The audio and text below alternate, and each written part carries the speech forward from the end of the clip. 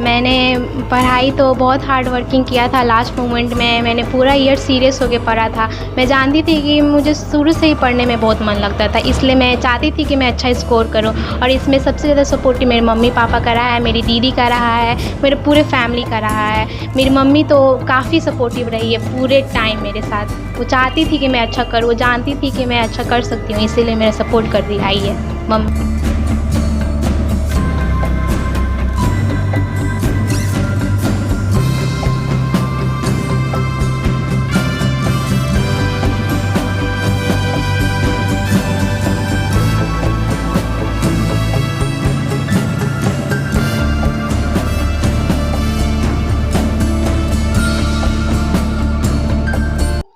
नहीं, उसके लिए कोई दिक्कत वाला बात तो नहीं है। हम लोग का एकदम फ्री है, अपना जैसे भी पढ़ सकती है पढ़े जाए आए, उसमें कोई टेंशन नहीं है, कोई दबाव भी नहीं है।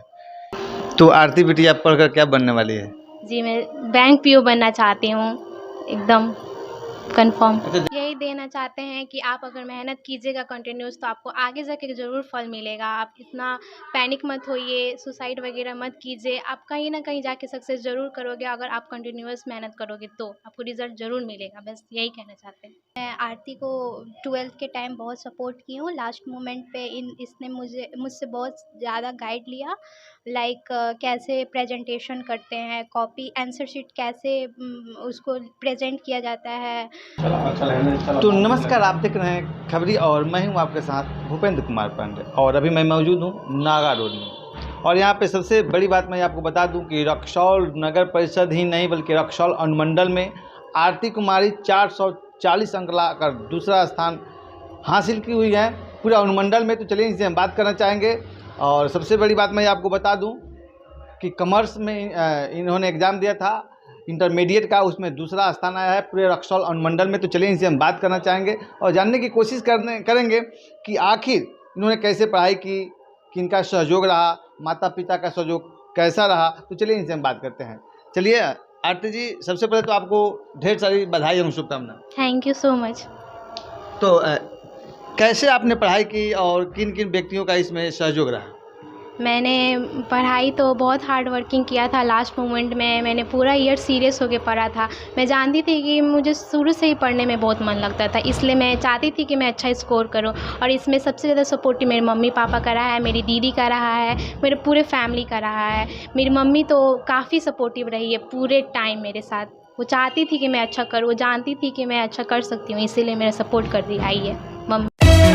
नए साल के शुभ अवसर पर Bharat furniture Godrej interior showroom लेकर आया है bed, mattress, sofa set, dining set, steel अलमीरा, लकड़ी वार्डरोब तथा ऑफिस के फर्नीचर, वो भी डिस्काउंटेड रेट पर। यहाँ पर फाइनेंस की भी उत्तम व्यवस्था है। 0% के डाउन पेमेंट पर आप ये सारी चीजें लेकर जा सकते हैं। साथ ही साथ शीशम के फर्नीचर खरीदने पर 25% की एक्स्ट्रा छूट। शादी फर्नीचर सेट मात्र 1,40,000 रुपए में और साथ ही साथ 1,00,000 रुपए तक का इनाम जीतने का भी सुनहरा मौका। तो ये मौका हाथ से जाने न दें और आए Bharat furniture, Laxmipur, Raxaul, near Pankaj cinema Chowk, 7543065573।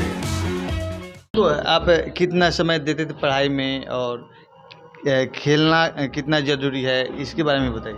खेलना तो ज़रूर एकदम ज़रूरी है, क्योंकि मेंटल स्ट्रेस हो जाता है तो आदमी के मेंटल में कुछ जाता भी नहीं है स्टडी। इसी की वजह से मैं कहना चाहती हूँ यही कि आप स्टडी भी कीजिए, साथ में अपना मेंटल स्ट्रेस भी कम कीजिए।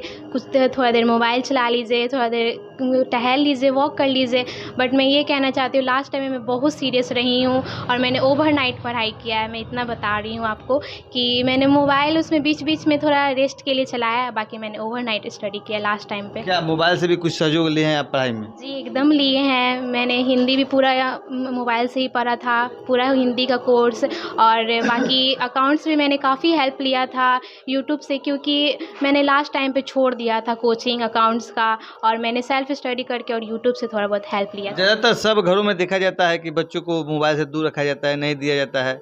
लेकिन क्या सही में मोबाइल ज़रूरी है क्या पढ़ाई के करियर में? मोबाइल एक साथी का मतलब भूमिका निभाता है क्या? जी, एकदम निभाता है। अगर आप उसको सही से यूज़ करेंगे तो एकदम सही रहेगा आपके लिए। अगर आप उसको गलत तरीके से यूज़ कर रहे हो तो आपके लिए कभी भी वो गलत ही रहेगा, वो कभी आपको सपोर्ट नहीं करेगा। मैंने उसको मतलब अपना मेंटल स्ट्रेस कम करने के लिए भी थोड़ा बहुत यूज़ किया। हाँ, लेकिन पढ़ाई भी मैंने किया है मोबाइल से, बहुत सपोर्ट किया है मेरा मोबाइल भी। ज़्यादातर देखा जाता है घरों में कि लड़की को उतना आज़ादी नहीं दी जाती है। क्या आपके ऊपर किसी प्रकार का दबाव था या क्या था? दबाव जैसा कुछ नहीं था, मेरी मम्मी बोलती थी जो मैं वो मानती थी, मेरे पापा भी जो बोलते थे वो मानते थे, वो मैं करती थी। वो लोग बोलते थे कि पढ़ाई पे ध्यान दो, तो मैं पढ़ाई करती थी। मुझे खुद अच्छा नहीं लगता था कि इधर-उधर करो, घूमो-फिरो ज़्यादा। जब नीड रहता था मैं ज़रूर घूमती थी, फिरती थी अपने पेरेंट्स के साथ, लेकिन जब पढ़ना होता था तो मैं पढ़ाई सिर्फ़ करती थी और मेरे पेरेंट्स में पूरा सपोर्ट करते थे। सबसे मतलब आसान कौन-सा विषय आपको लगा और सा विषय सबसे कठिन लगा? सबसे कठिन तो मैं यही कहूँगी मेन सब्जेक्ट अकाउंट्स ही होता है, काफ़ी हार्ड हो जाता है बच्चों के लिए, सब कहते हैं। लेकिन सबसे ईज़ी रहा है मेरा एंटरप्रेन्योरशिप, काफ़ी ईज़ी था, मेरा अच्छा स्कोर भी आया इसमें, सबसे हाईएस्ट 94, सबसे अच्छा वही रहा है मेरा। तो आरती बेटी आप पढ़कर क्या बनने वाली है? जी, मैं बैंक पीओ बनना चाहती हूँ, एकदम कन्फर्म। अच्छा, ज़्यादातर देखा जाता है कि विद्यार्थी कुछ और पढ़ना चाहते हैं, विद्यार्थी और कुछ बनना चाहते हैं और मम्मी-पापा का इच्छा होता है कुछ और। तो क्या आपके ऊपर कुछ किसी प्रकार का मम्मी-पापा का दबाव नहीं ना है कि डॉक्टर बनो या इंजीनियर बनो या आईएएस बनो इस तरह का? नहीं, ऐसा कोई दबाव नहीं रहा है मम्मी-पापा का। मम्मी को मैंने पहले ही बोल रखा है कि मुझे ये करना है, तो मेरी मम्मी बोलती है कि मेरा पूरा सपोर्ट है, तुम जो बनना चाहती हो मैं बना दूँगी, पापा भी। चलिए पापा जी से इनके बात करना चाहेंगे, आपका नाम बताइएगा? मनोज कुमार गुप्ता। अच्छा गुप्ता जी कितना तक आप मतलब शिक्षा-दीक्षा ग्रहण किए हैं? हम 10 तक शिक्षा किया है। 10 तक आप शिक्षा किए हैं और बिटिया को पीओ बनना है। जी, जो उसका मर्ज़ी करे वो बन सकती है, उसके लिए कोई दबाव नहीं है, जितना चाहे ज़्यादातर उतना। लोग लड़कों पर खर्च करते हैं, क्या आप लड़की पर खर्च वैसा वैसा बात नहीं है, लड़की भी वैसा ही है, लड़का भी वैसा ही है, मेरा सोच सब एक ही है, उसमें कोई दो एथी वाला बात नहीं है। अच्छा ज़्यादा जिन गार्जियन अपने बच्चियों को घर से नहीं निकलने दे रहे हैं और आज भी 21वीं सदी में भी ज़्यादातर लोग लड़की को मतलब घर के अंदर नहीं रखना चाहते हैं, उनको क्या कहना चाहेंगे आप? नहीं, उसके लिए कोई दिक्कत वाला बात तो नहीं है, हम लोग का एकदम फ्री है, अपना जैसे भी पढ़ सकती है, पढ़े, जाए, आए, उसमें कोई टेंशन नहीं है, कोई दबाव भी नहीं है। इसके लिए मैं धन्यवाद करना चाहती हूँ अपनी बिटिया को, और क्या। चलिए आरती बिटिया की मम्मी जी से मैं बात करना चाहूँगा। चलिए बहुत बहुत बधाई आपको। थैंक कितना शिक्षा दीक्षा है आपकी? शिक्षा तो मेरा बहुत कम था, लेकिन सोच अलग है। हम नेपाल से हैं, खुला सोच का आदमी है। लड़की लोग का दबाव रखना, घर में रखना, सोसाइटी कुछ भी बोले उसको हमको फर्क नहीं पड़ता है। तुम लोग का जहाँ जाना है चलो, हम साथ दे रहे हैं, इतना तो हम देखा जाता है कि लड़कियां जब जाती है स्कूल थोड़ा लेट आती हैं या किसी कारण दिन में 2 अगर 3 ट्यूशन हो 4 ट्यूशन हो 4-4 बार जाना पड़ता है तो सोसाइटी के लोग अलग अलग आवाज़ देते हैं, ताना मारते हैं। क्या उस तरह का कुछ नहीं ना हुआ? हुआ है, थोड़ा बहुत हुआ है, लेकिन हम नहीं ध्यान दिए। हम अपने बच्चे पर विश्वास किए हैं। कोचिंग जाती है, थोड़ा बहुत लेट हो जाता है तो कॉल कर लेते हैं। हाँ, इसका मोबाइल भी कोई घर में खरीद के देने वाला नहीं था, तो हम दिए हैं इसको मोबाइल खरीद के। चाहे तो लड़की को मोबाइल देना नहीं चाहते। बोलता है लोग मोबाइल से बच्चा बिगड़ जाता है, तो मोबाइल हम अपने से फैमिली से छुप के चुरा के इसके लिए मोबाइल खरीद के दिए। अपना से पैसा इकट्ठा करके चुपके चुरा के अपने से चुपके से जाके खरीद के दिए। पूछ लीजिए आप इसको। हम इसलिए लोग तो कह रहे हैं कि मम्मी का ज़्यादा सहयोग रहा है। हम लोग तीनों जाके इसके पढ़ाई के लिए, कोरोना था उस समय कैम्ब्रिज में पढ़ती थी, स्कूल बंद था, 10 का बोर्ड नहीं हो पाया इसका, तो फिर भी रिकॉर्ड के हिसाब से कितना 81 इसका रिजल्ट आया था। लेकिन बोर्ड करती तो उस समय भी टॉप आती। सीबीएसई से तो और अच्छा, स्कूल में अब बहुत रेपुटेशन था इसका, बहुत नाम था, लेकिन बोर्ड नहीं हो पाया था, इसीलिए इसका नाम नहीं बन पाया।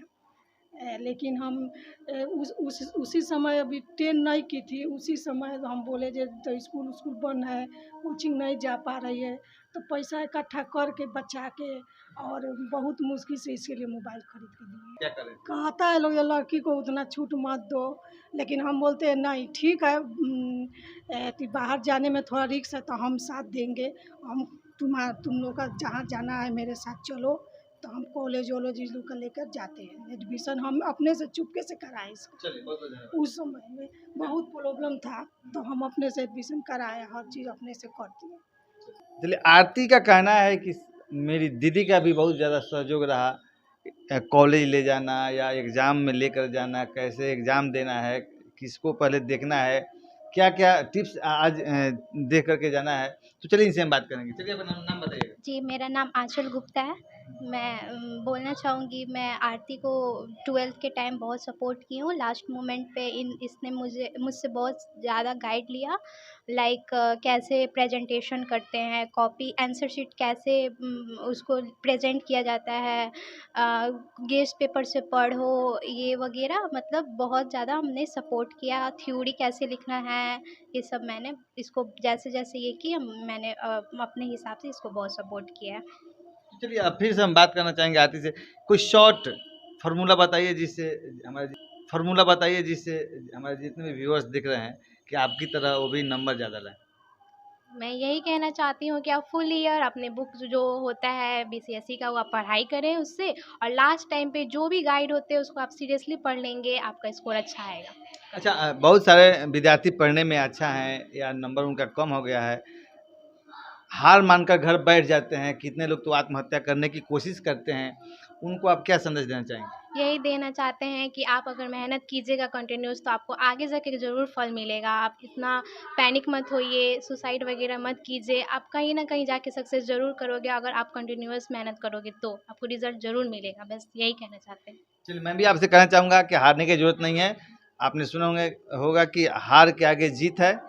जिनका नंबर कम है फिर मेहनत कीजिएगा, अगले साल आपका अच्छा नंबर आएगा। इसलिए हार कर घर पे नहीं बैठना है और थाकना नहीं है, चलते यानी पढ़ते रहना है। तो चलिए, आपको फिर से ढेर सारी शुभकामनाएं। Thank you so much. Thank you so much sir.